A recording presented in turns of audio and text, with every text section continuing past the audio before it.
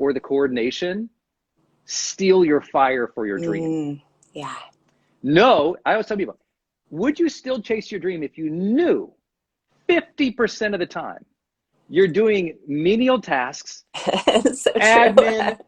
crap coordination, a million emails? You still want your dream if 50% of the time chasing and living the dream kind of sucks? Would you It's so still, true. if you love it that much, that means you have to love it 150%, you know? You know what, and two things on that. One, about all the growth day coaches that are coming in live. I am so excited about this. And just to share personally, I don't know if I could have gotten through the last 6 weeks, especially, but maybe even 6 months, without how brilliant some of the other growth day coaches are, and them literally me having the blessing of getting some of their advice. I mean, it's been, and you know, these are people that all get offered $100,000 to give a 1-hour keynote, as you do all the time, Brendon. And the fact that you're getting them all together, that everybody is going to get, I mean, for $1 a day, everyone's going to get them, coaching them and be able to go live with them, right? That's so different than going out there and watching a video somewhere. To be part of something where you can interact live is so revolutionary, but also just, you know, you've spent decades building these relationships with like the smartest thought leaders out there. And so they obviously trust you, and they're all coming together as part of Growth Day. I think that's so special. And I'm excited, not just to be in there serving and all together, but also to be, you know, I'm a lifelong student. And one other thought to share on what you were just saying about how so many of us want to create, and we have a dream, and we want to start this, or we're doing that, or we're launching a course because we want to serve other people, whatever it is, right? But then you have that other half of it. I saw one of our mutual friends, Danielle Kenty from Boss Babes, was posting, talking about how if she does the admin stuff, she literally can't create for at least 2 hours. So she has to divide up her day. Block time. Yes. Block time. And I wanted to ask you about that, because you know, so many of us have these things we want to do, and yet there's everything else that comes with it. And it is, I've found that, you know, for me, it's rapid fire all day. There's so many things, as you know, the bigger you build your dream, and maybe, you know, I have author on my head, right? So, because so many people are DMing me their stories about writing their stories. We had Sherry launching Salata. videos, launching things, launching businesses. I love that. When we go live for you all and you tell us what you're working on. Yes. I mean, I love when you cheer us on in the comments, and I appreciate that. But I also love when you share what you're working on, because we can see it. We see your questions. It's helping us make this better, and we really need your help with that. So any comments or what you're working on is awesome. But yeah, you mentioned Sherry was in yesterday, and she's launching something. Well, Sherry Salata, who was the co-president of OWN, Oprah Winfrey Network, forever, and then also executive producer of the Oprah Winfrey Show. She was in our morning show yesterday, and afterwards I sent her a quick text and said, "Oh, I hope you're okay. I called you out." And she was, you know, one of the things she's doing is really, she spent decades all around the power of story and of sharing your story, right? Oprah is obviously the best in the world at being vulnerable enough to share her own story, her own life. And then, you know, also all of the guests that would come on her show felt comfortable enough to actually like reveal the real and share their stories. And so human connection everywhere was formed. And it was just, obviously everyone knows the story, but, you know, I think Oprah's one of the greatest living teachers alive right now. And Sherry's doing a whole thing now around the power of story, which is great. But so many people from the Growth Day community are sending messages, and they're talking about just the idea of sharing their story in different ways, right? And for some of us, we're not even going to share it publicly. We're just going to, for the first time, really start journaling and sharing our story with ourselves and finding our way back to ourselves. And for other people, they've never, ever taken that time to actually share their own story in any capacity, right? And even at work or at home or with the kids. Yeah. You know, I know so many parents, their kids don't know their story. I know so many people at work who literally don't know their coworker. And then what the coworkers do is we blame the coworkers. Well, they don't really know me. Well, have you ever really asked to sit them down and learn their story and share your story with them? I feel like it's a super hidden secret in personal development, is exactly what you're talking about with Sherry's discussion about sharing your story is learning to verbalize who you are to people. Yeah. So they have a chance of knowing you, supporting you, loving you, cheering you on. So many people don't get the support that they want or the community they want, then they blame other people when it's like, oh, you have to be vulnerable. You got to open that gate, babe. You got to open it up.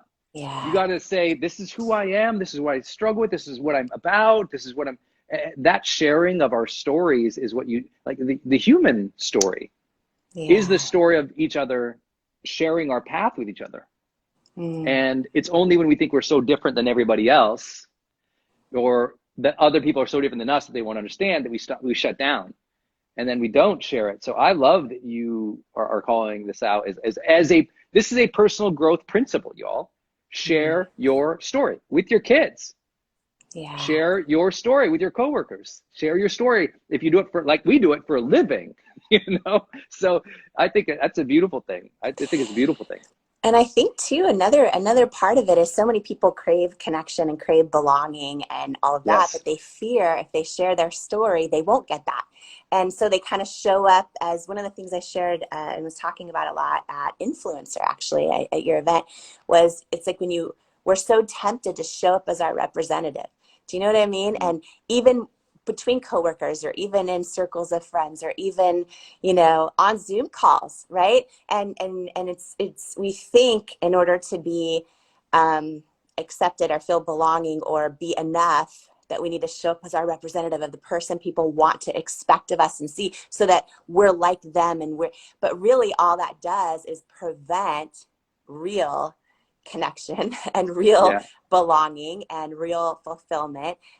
So, just from your own years and years of experience with this, what's your advice for everyone out there who is like, oh, I've never shared my real story to my own family. Like, I show up at Thanksgiving and we have turkey and we try not to talk about politics and all the things, but like, it's scary. It's vulnerable to actually start sharing your story, or in coworkers or in circles of friends or in, you know what I mean? So what are your tips on that for people out there that they're not going to type about this because it's embarrassing, but maybe they don't know how to start sharing their own story inside their own family with themselves in private, right? Because sometimes we don't ever do the act. We don't ever take the time to actually go, what is my story? You know what I mean? And to really do that work. And then also with coworkers. Everything I always give advice for, and you all know I've been giving advice for a long time. I give a lot of it, so forgive me. You're really good and forgive me for it. But everything I always come back to is this idea to have reverence for life. And let me tell you how that manifests in your question of sharing your story. I have reverence for life. What that means is I believe I'm put here for a reason. I believe that I'm guided. I personally believe in God. I believe that I have been given my life's journey as a gift. The good times, the hard times, the tragedies, the brain injuries, the broken body, the difficulties I faced in my life in every area, from bankruptcy to making it to, emotional turmoil to all the things we all face as we're trying to live a good life. All that to me is a gift. I feel that life is a gift. I have reverence for life. And when you feel like you've been given a gift, when you can really take in that, the first thing that you want to do is share, right? When you've been given too much, who has been given, we always say has a lot of responsibility. But the truth is, if you really have that generous receiving spirit, when you can receive the gift of something from someone else or from your creator, you want to share that gift. And so coming out of the holidays like we have, the way I think about it is my life, your life it's a gift. Your journey has been a gift. Share the gift with others. How do you share the gift of your journey and your life's, purpose, path, difficulties, vulnerabilities with other people? Story. You sit them down and you say, let me tell you this story. And you tell them about your elementary school or your childhood or your grandpa or your grandma or that teacher or that person who mentored you, or that time when you were down in the dumps but you rose out anyway. That is sharing the gift. The gift is your life, And the way you share the gift of your life is only two ways: story, right? Communication, the ultimate human skill, right? Communication, or service, doing something for others. The only way to take a gift is to either speak that gift or give the gift. And so the way I tell people, like, sit down and if it starts with journaling, write what are some of the stories of the gifts of my life? What are some of the blessings? And don't write like, I'm thankful for the kids. No, write scenes. I taught this to our beach gang, right? It's the power of visualization, of seeing scenes in your life. Instead of going, writing a list of things you're thankful for, journal, write out the story of the scene that you saw. So instead of saying, I'm thankful for my dad, I would think, okay, I'm thankful for my dad. What's a moment, a scene I can see in my memory of me and my dad that I'm thankful for that scene? That scene was given to me. Like the creator directed that scene for me. And I was like, oh, that time when I got to take my dad to the Vietnam Memorial Wall that was traveling. So a lot of people don't know this, but the Vietnam Memorial Wall travels around the country, goes to all the different states. And so there's the one in Washington, D.C., but they have a mobile one that's real life size, and they set up in cities. My dad did 3 tours in Vietnam. And so when I was in college one year, I came back in the summer, and he asked me to go to this thing, and I didn't know it was a big deal. I said, okay, whatever. So we go there, we drive, and as soon as we're there, you feel the weight, because if those who haven't seen it, on the Vietnam Memorial Wall, it's all the persons who passed away, their name, carved in limestone or in granite, depending on which one is traveling. And so I'm there. My dad ended up bringing one of his medals, and he put it there, and he was just walking back and forth. I could feel wow, this is a big moment. We go back to the car, and Dad's driving. I go around the car to get in, and I hear the keys jangling, and I kind of look up, and he looks funny. So I'm like, are you all right? And I walk back over, and his hands are shaking, and he can't get the key in the door. He's so emotional. And he kind of just falls in my arms, and I hug my dad, and I'm kind of holding him up.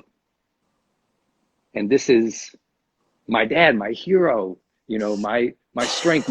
He's a Marine.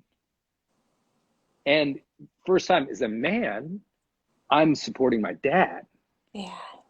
And I'm so thankful I got to experience that, because I drove home. And then we had a short conversation about it. And I went downstairs, I cried about it. And I was like, oh my gosh, my dad. And I'm so happy that I got to experience my dad when I was growing up, when I was a man. It makes me so thankful.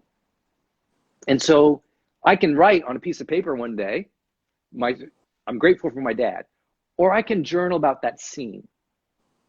And when you journal about the scenes in your life, you realize the scenes are stories. Like, I just got to tell a story about my dad.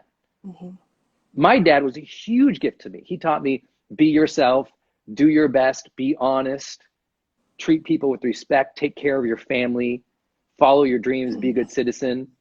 That's what my dad taught me. So I'm always telling stories of my dad to carry on his legacy. And your kids are going to tell stories about mom to carry on your legacy. And so if we can realize our stories are gifts, that was a gift that I got with my dad. And if I could journal about that or share that, then I carry on legacies. That's the human narrative. We carry on each other's legacies by telling stories. So you honor life by sharing your story. You honor life by recognizing those stories like that mean something to you and telling other people. You carry on people's values and stories and lives by sharing. And so I'm just encouraging everyone, tap into the stories of your life. If you never sat down with a high performance journal or another journal, to write down the beautiful scenes of your life and feel them, and then tell a friend about them. Hey, let me tell you about my dad, and just say it. That's how people get to know you. And that's the beauty of life. Whew. This is coffee, but it almost needs to be wine right now. Like, that was so powerful. This is, on Growth Day on the morning show, like, our hope and prayer is to inspire all types of growth, right? And some days we're talking about business growth and tactical growth. But the power of everything you just said, and the power of this idea of every one of us growing and learning how to share our own stories, I believe that impacts every part of your life, you know, Yes. including the business stuff, including everything, right? When we get better in touch with that authentic through line of who we are and start to share it, so powerful. That's it. So That's it. powerful. Okay, first tears shed Thank you on for the Growth Day Morning inspiration. Show. Hey, it only First took us 4 tears. days. I think we're like we're wait, we're on day 5. We're only 7 days Day. into this Growth Day morning show for you all. If you like it, please comment down below. Please share it. We're here every day, 7:30 a.m. Pacific Standard Time. Tell your friends. Next time you're in here, share it with somebody, tag somebody, let them know we're doing what we're doing. We'd love to see you again tomorrow at 7:30. Jamie, thank you for being here with us today. Thank I you love you. so much. Thank you, everyone. I All love right. you. Thanks, everybody. Have a great day.